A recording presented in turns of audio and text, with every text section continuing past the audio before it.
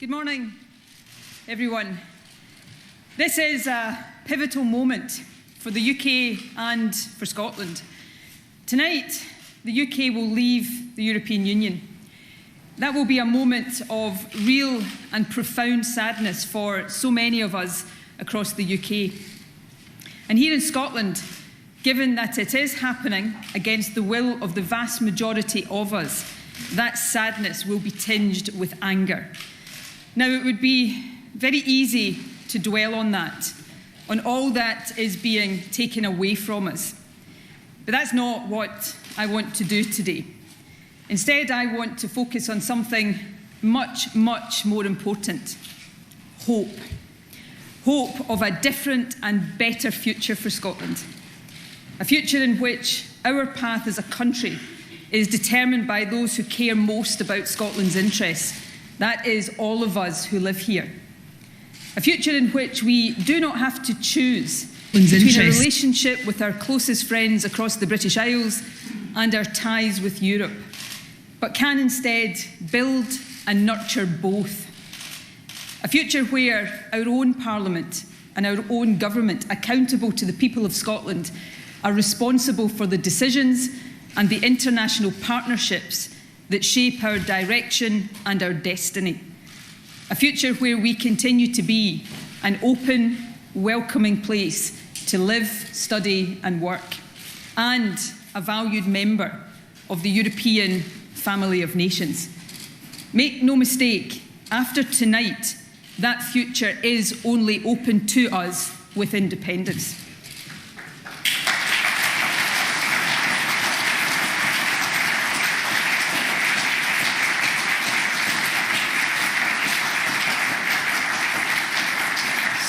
So our task is to persuade a majority of people in Scotland to choose independence.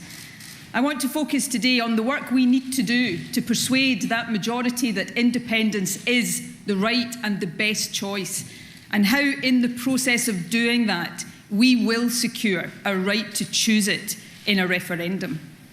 Of course, people do have differing views on whether or not Scotland should be independent. But the case for us having the right to make that choice is overwhelming. As of 11 p.m. tonight, the UK that Scotland voted to remain part of in 2014, a UK inside the EU, will no longer be a reality. The status quo that a majority voted for will no longer exist. There will be a material change in the circumstances that prevailed in 2014. Leaving the EU is a fundamental change in Scotland's constitution. The consequences of that will be significant, even if they are not all felt immediately. Right now, Scotland does not have the powers to mitigate many of these consequences, let alone avoid them altogether. And the UK government has shown no interest at all in finding ways to accommodate our distinctive views and interests. Take the vital issue of migration.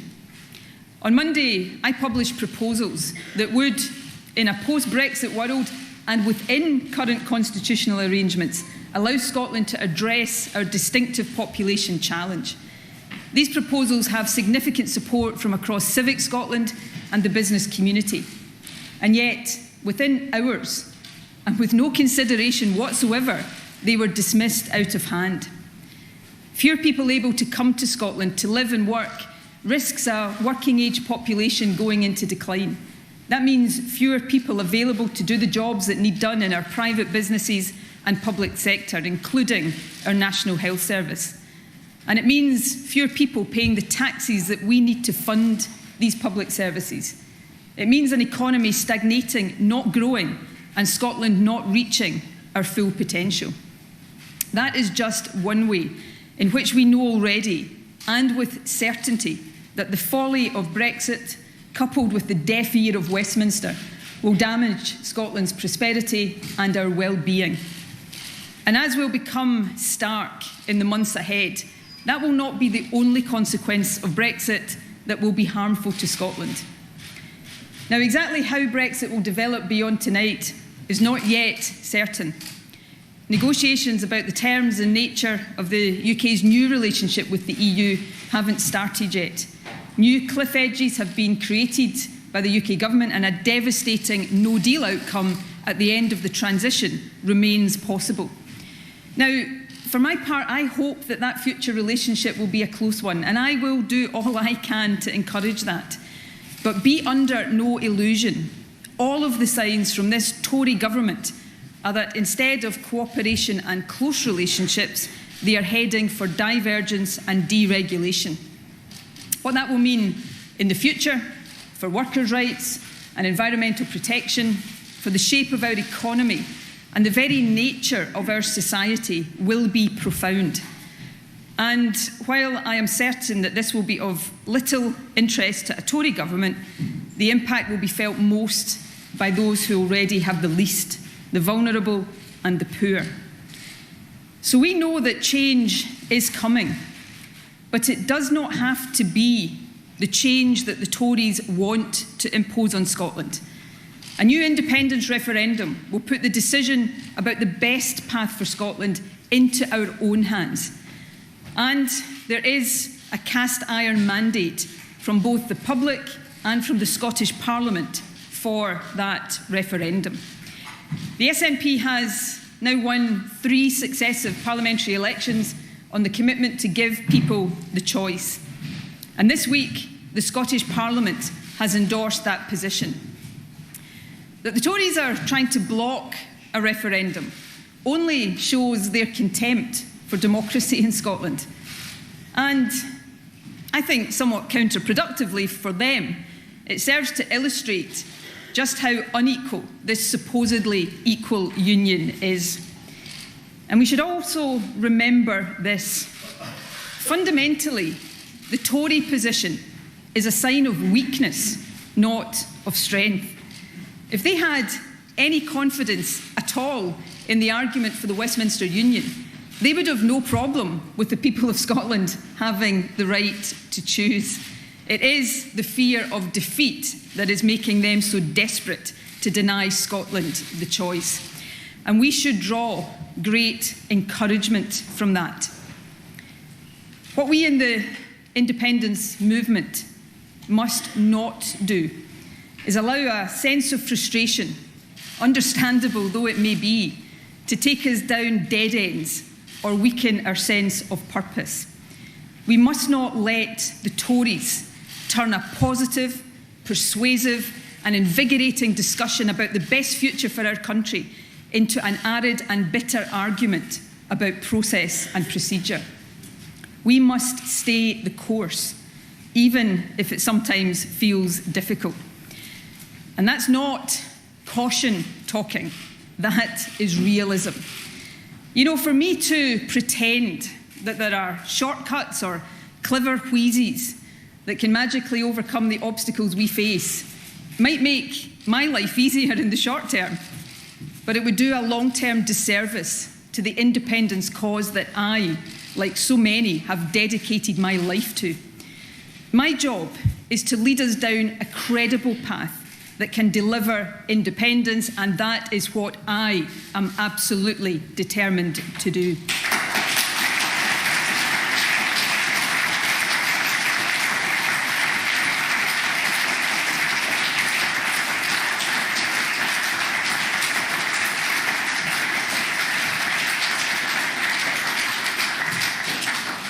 To achieve independence, a referendum, whenever it happens, whether it is this year, as I want, or after the next Scottish election, must be legal and legitimate. That is a simple fact. It must demonstrate that there is majority support for independence, and its legality must be beyond doubt. Otherwise, the outcome, even if successful, would not be recognised by other countries. And the best way to achieve that, even though it may not be ideal, is to reach agreement on a transfer of power to the Scottish Parliament, just as we did for 2014. Now, it has been suggested that in the absence of such an agreement, it might be legal for the Scottish Parliament to hold a consultative referendum to establish the opinion of the Scottish people even though agreement would still be required to implement a pro-independence outcome. So let me address that directly.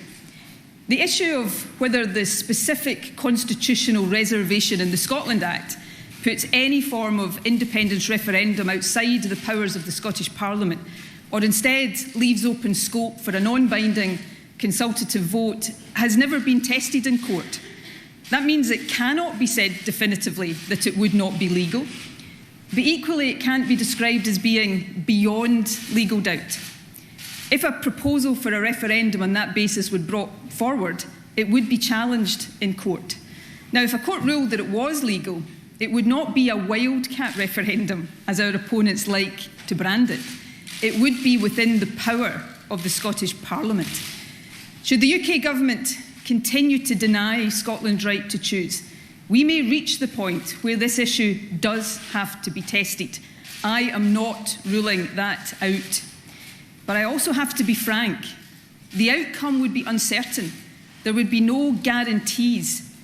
It could move us forward, but equally, it could set us back. So my judgment at this stage is that we should use our energies differently. We must focus firmly on building and winning the political case for independence. That, after all, is necessary to win a referendum, but it is also, in my view, how we will secure one. And though we have made much progress, as yesterday's fantastic opinion poll showed, we have more work to do. So let me set out some of the steps we will now take. Firstly, I will continue to do all that I can to secure a referendum this year. And that is for a reason. Brexit has put Scotland on the wrong road, and the further down that road we go, the longer it will take and the harder it will be to get back on the right one. We need back on the right road as soon as possible. To that end, we have informed the Scottish Parliament this morning that following the passage of the referendums bill at the end of last year and this week's vote in favour of a referendum, we will now ask the Electoral Commission to retest the question, should Scotland be an independent country? That question is simple, intelligible and well recognised across the country, but Parliament made clear it wanted it retested, and that is the next practical step we need to take within our powers to prepare for a referendum. We will also build on the vote in Parliament this week by seeking to broaden the coalition of support for Scotland's right to choose. In the first instance, we will invite Scotland's elected representatives, MSPs, MPs, the MEPs elected last year, and council leaders to come together to endorse a modern claim of right for Scotland through a new constitutional convention, to declare that it is for the Scottish Parliament to decide whether and when there should be an independence choice and build support for that principle amongst Civic Scotland. In the SNP and in the Scottish Government, we will also step up work on building the substantive case for independence. Last September, I confirmed that the Scottish Government would start the work needed to ensure that people have the information they need to make informed choices about the future of the country. In the coming months, the Scottish Government will publish the outcome of that work. The New Scotland series of papers will seek to provide the information and answers that people want. They will provide the detail on how Scotland can make the transition from a yes vote to becoming an independent country. And they will set out the ideas and the options for how we can use those powers of independence to build that better future, to grow a stronger and more sustainable economy, tackle poverty and inequality, better meet the climate challenge, and expand opportunity for our country and for each and every single person who lives here. The work of the SNP's Social Justice Commission is a vital part of this and is well underway, engaging with organisations across the country. The Commission will shortly publish proposals for wider debate in the SNP and across the country on how we can use the powers of independence to make Scotland the fairer country we all want it to be and know that it can be. And from the spring, of course, we will respond to the report of the Citizens' Assembly and gauge with its views on what kind of Scotland people want to see and how we can best achieve that. And we will do all of this, recognising, of course, that the SNP is only one voice and that policy in an independent Scotland will be determined by the outcomes of democratic elections. Persuading those who are not yet persuaded requires information and answers, but at its heart, it requires conversation, open and frank discussion about what the people across our country want for themselves, their families, and communities, and how best collectively we achieve that. And that is the task of every pro-independence activist around our country. And as we showed in December's general election, when we do the work and when we offer leadership and vision, we can and we do win. So our party campaign is therefore ready to ramp up as well. We will double SNP campaign spending this year to support new independence materials, local newspaper ads, and a new campaign film focused on undecided voters. And as we campaign, it is vital that we listen and engage respectfully. There are so many people who voted no in 2014 who are now thinking about independence differently in light of Brexit. We must show that we understand the complexity of the issues they grapple with, and that for many of them, emotions will be mixed.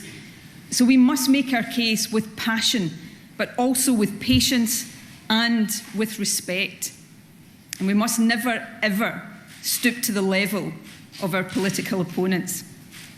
Boris Johnson has demonstrated that in this debate, as in many others, there is no line that he will not cross.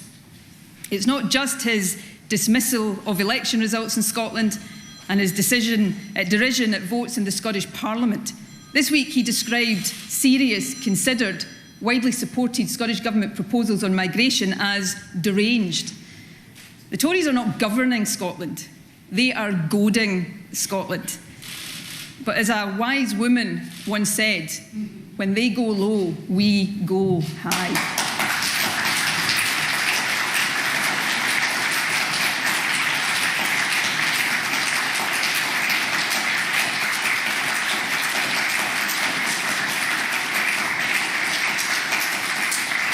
So let us keep firmly focused on the job at hand and take great heart from the fact that we are winning and they know we are winning. The SNP has existed now for more than 80 years. I feel immensely privileged to lead the SNP. And if there are ever days when it feels tough, I think of how much tougher it must have been for our party's founders when independence wasn't even a distant dot on the horizon. If they had given in to impatience or frustration, we would not be where we are today. The fact is, we have never been stronger than we are now. We're part of a wider, vibrant yes movement, and independence has never been closer. It is our strength that will make it a reality. The strength of our arguments, the strength of our unity and our commitment to the cause, the strength of our values, the strength of our vision of an open, progressive, outward-looking Scotland for all who live here, no matter where they come from. An independent Scotland will be born from the strength of our capacity to persuade. You know, history tells us that change very often comes quickly after many years when the obstacles seemed great. Or as the great Nelson Mandela said, it always seems impossible until it is done. In Scotland, I believe we are on the cusp of such a moment. For those of us lucky to be part of the independence movement today, we know the groundwork has been laid and we have it within our grasp now, not just to imagine a better future, but to achieve it. Now is the time to stay focused and resolute.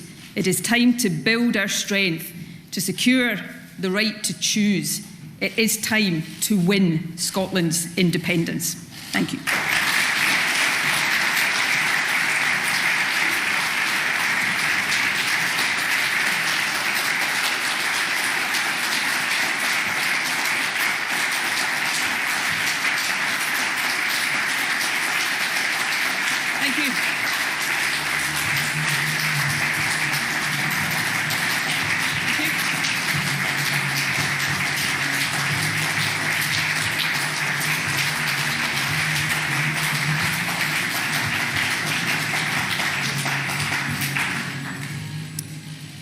after that little burst of music, I'm happy to take questions from the media. Brian. Thanks very much. A question to you, if I may. I understand the concept of marching history, momentum, and all that sort of thing. But are you in effect conceding that you don't have actual practical governmental levers at this stage to force the pace of history a bit? And secondly, you mentioned in your address that you very much want a referendum this year, but you were open to the idea of being longer term. Are you conceding practice is likely to be after 2021? No, I'm not conceding either of those things. I think we have great leverage through the power of our arguments and our power to persuade, and the power, as we're seeing already happening, to grow the support and the demand for independence. I believe that there should be an independence this year, not as some abstract date that I've fixed on in my own mind. I believe it is right for Scotland to have that choice before the damage of Brexit is done to us. We're already on the Brexit path. We can already see some of the consequences of that, and I don't believe it makes sense to be dragged too far down the wrong road before deciding to get on the right road. There's lots of talk about certainty and uncertainty. If we have a referendum this year, then by the end of this year, Scotland will know, our people, our businesses, the international community will know the direction we have decided to take. Of course, there will still be work to do to implement that decision, but we will know the direction of travel, and we can set ourselves on a certain path as opposed to allowing the damage of Brexit and then taking that decision later. So I am firm in that view, and I will continue to make that argument. And on the second point, it is entirely possible to have a referendum this year. We will continue, therefore, to take the steps we can within our powers to make that possible. But I'm being very clear. I've been very clear, and I'm being very clear to the public, to my party, to independent supporters. I am not in the business. I've campaigned for independence literally all my life. I'm not in the business of having a process that turns out to be an empty gesture that does not deliver independence. My objective is to deliver Scottish independence, and therefore the process of doing that must be capable of meeting that objective. I know that's hard to hear for some who are, like me, impatient for that change. But as I said, our founders 80 plus years ago, in much more difficult circumstances than us, knew that they had to keep focused. That's what we have to do today. Focused, united, resolute, and there's no doubt in my mind independence is coming. Kira. You say you want an independence referendum this year. That would be before we know what our future, what the UK's future relationship with the EU is going to be. How can you ask people to make a choice when they don't know what the alternative is?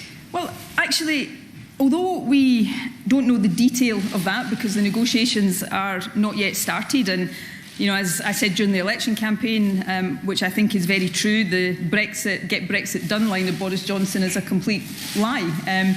But I think we know the direction of travel. We know that we have a UK government not just taking us out of the EU, as they will do at 11 p.m. tonight, but setting a course of divergence and deregulation that will threaten our economy and threaten the very fabric of our society. There comes a point, and I don't think I can be accused of not being patient in this Brexit process. Some may accuse me of being far too patient in this Brexit process. But there comes a point where you have to decide, do we sit back and allow our country to be damaged before maybe deciding that there is a better future, or do we take that decision now? That's why I think the timescale of this year, which, remember, I put to the people of Scotland in an election just a matter of weeks ago. The last time I stood at this podium in this room was the morning after we won that election decisively. So it's not an abstract demand for me to put forward. It is based on reason. Now, I have been consistent in accepting that we must get to a point where that process is legal, legitimate and agreed. We're not there yet, but I will continue to do what I can do to bring that about, and I will, more than anything, continue to make the arguments for why this is the right course for Scotland. But whenever a referendum comes, if we get the process right, if we get the arguments right, then there's no doubt in my mind that that process will result in the independence that so many of us want. Colin. In 2014, you said it was a once-in-a-generation choice, do you think you would be anywhere near another referendum, or certainly as close as you claim, if it wasn't for Brexit? Probably not, to be frank about it. The once-in-a-generation... I heard both Boris Johnson and Jeremy Corbyn describe December's general election as a once-in-a-generation opportunity. You never know when you have a referendum that you will ever get the chance again. So you say to people, don't miss this opportunity, because we never know that we will get it again. It may be once in a generation. That is not saying to people, you get one chance and then no matter what happens to the country, you never get the opportunity to change your mind. In a democracy, and it cuts both ways for politicians, people must have the right to change their mind when circumstances change. And it is not reasonable or rational or sensible or credible for anybody to argue that circumstances have not changed materially since the 2014 referendum. At 11 o'clock tonight, the UK that Scotland voted to be part of in 2014 ceases to exist, and that's the reality. And I think now it is not just legitimate, it is necessary for Scotland to have a choice about whether we want to be dragged down the Tory path and a race to the bottom, or whether we want to seize a path that takes us back to the heart of the European family of nations. James. First Minister, you said you wouldn't rule out a consultative referendum. When do you rule it in?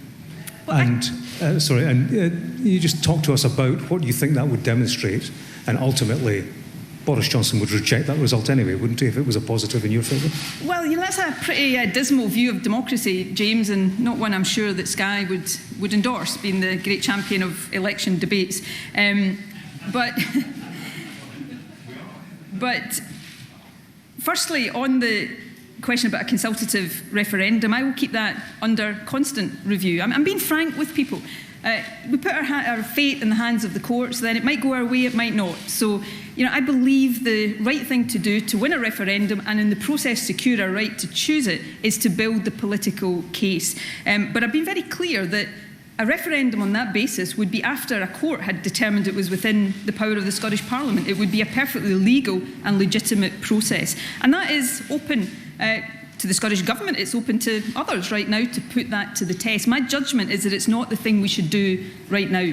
And in terms of what it would demonstrate, if it did happen in the future, it would demonstrate the will of the Scottish people. And that may be the power of it at some stage. But at the moment, our job is to build that will of the Scottish people so that it is undeniable and irresistible for any Westminster politician, whether they're called Boris Johnson or whatever else they might be called in the future.